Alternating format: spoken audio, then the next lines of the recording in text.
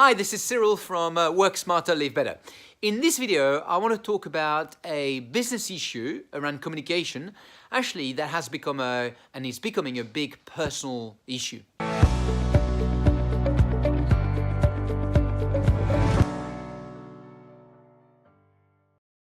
A few years ago, people would tell me the first thing I do when I come to the office is my email. Now that has changed. A lot of people say to me the first thing I do when I wake up is my email. It's so easy. Now we all have our mobile phone as the alarm clock, and when it rings, I switch it off, I take it, have a look at it, and say, oh, why don't I check my email? We have now a really interesting relationship with all those technology tools, and what we don't realize is the relationship that we've built and how obsessed we've come with those technology tools is actually taking us away from real communication. You would be surprised the amount of time someone said to me, why did they send me an email? It would have been so easy. They're sitting 2 desks next to me. Come and talk to me. It'll be much quicker and much better quality.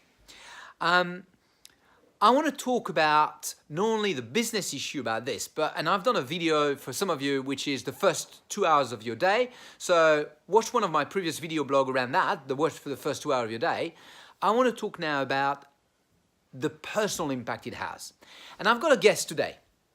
My guest is Neil Flett. Now, for those who don't know Neil is a legend in the training industry. Neil, you started Rogent, you started working at Rogent a long time ago. 1969. 1969. 69. No, piss off. That's when I was born. 1987. I was getting scared because I was born in 67. So Jesus, I'm not that young. So 1987. 87, and got really famous. And the first time I heard about Rogent is because you organised the pitch, or you helped the team that pitched for the Sydney Olympics. Is that correct? I was one of 8,000 involved in the pitch for the Sydney Olympics. Well, great.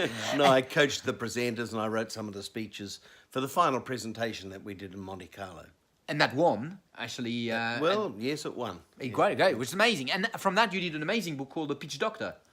Thank you. And took this book, if you don't know about communication, The Pitch Doctor, great classic, and took Rogent from a small company to a big global company. Yes, we did, yes. How many countries? We're in 14 countries, but we coached in about 30 countries around the world. We had 200 consultants and staff at one point. So Neil, absolutely legend in our industry. And Neil recently wrote a little book called...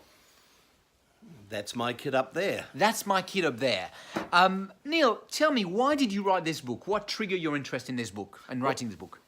Cyril, we learned over many, many years that all the skills that we were teaching to senior business people were in fact life skills. And communication, face-to-face communication, was primarily what we taught. What we realized was that the influx and the rapid overtaking of face-to-face communication by electronics, by email and iPhones and iPads and computers was going to pose a real problem in the world of face-to-face communication unless we stood up for face-to-face. Now, where do we start? Well, the first thing I realized was that electronics and emails and the like, and iPhones and iPads especially, were impacting dramatically on children. And they were growing up with an iPhone in their hand. They were being sent by their parents to go and sit in the corner and read their iPad because they were getting in the way of discussion. In restaurants, they were sitting there on iPads because it was a great babysitter. And you see very often, you see in restaurant, and you see very often the kids be on the side on the iPad. You go everywhere now and you see kids on their mobile phone and so on. Yes, you do. It has become, now you have a 4-year-old that probably teach you how to use an iPad. And can use it better than I can. 100%. So my fear was, a fear held by many parents and grandparents right now is, and we don't know the answer, by the way, is what happens in the future to these children if they are brilliant at electronic communication but lousy at face-to-face communication.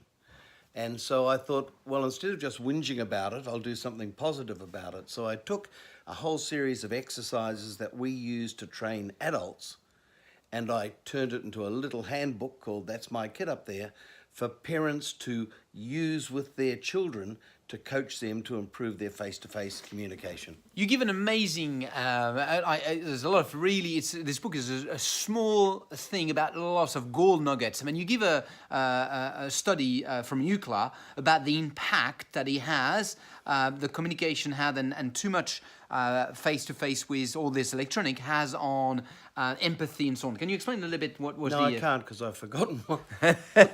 Okay. No, Scott. We're going to keep that. I knew you were going to do that. No. I knew you were going to ask We're going to that. keep that. This is live. So I have that. My book is underlined everywhere. Stop it. Read it. You read it. Okay, I'll read it. UCLA scientists found that sixth grader who went 5 days without even glancing at a smartphone, television, or other digital screen did substantially better at reading human emotion than those who didn't. They did much better at reading emotion of Right. other people. Exactly And so the right. fact that you cut them for 5 or 6 days, and you say, for the 5 or 6 days, you're not looking at a computer and so on, you're just talking to people, then suddenly they can read human emotions rather than just being completely closed about it. True. And I think, to be fair, many parents are conscious of this and are doing something about it. The discipline of limiting the time that they spend on electronics is a very important discipline. This book isn't about that. This book is about what else can you do positively to build them into far more effective communicators than they would be if you just let them go through life. What I find fascinating is all those aspects that we teach in the corporate world. So, like you know, I have a lot of corporate. My clients are corporate. You work with corporate around the world, and always I found that there's such a strong links between what we see in the corporate, but what people can apply in their personal life. In my world, around how you be more efficient, how you plan, how you prioritize, how you change your work habits. Well, now, and one of the habits that I've incorporated in our program is what you do at the personal level. What I loved about your book is the same. We have here someone who's got years and years of experience with communication with large company around the world, as Rogen being one of the stellar company of that around the world. And you've taken this concept and written this simple little books about how you can apply that to your kids. Can you give us one example of thing that you suggest? Okay, the book is not a book to be read so much as a book to be done. It's a series of 10 games that you can play with your children that will, whether they know it or not, dramatically improve the way they communicate. For example, there is one that we used for many, many years and still do, where we will sit two people facing each other and ask them to look at each other's eyes in total silence, without laughing, without looking away, without talking, without fidgeting, without pulling a face, but just being really comfortable sitting in front of someone else. Now, we've modified that slightly for a parent to do with their child or for two children to do together. What does it do?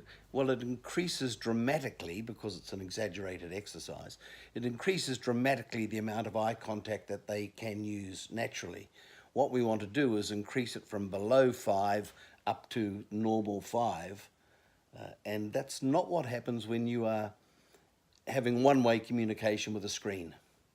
What I love here is I'm a great believer of practical. I mean, you know, one of the feedback I get the most from the training we do with our clients is it is down to us. It's practical.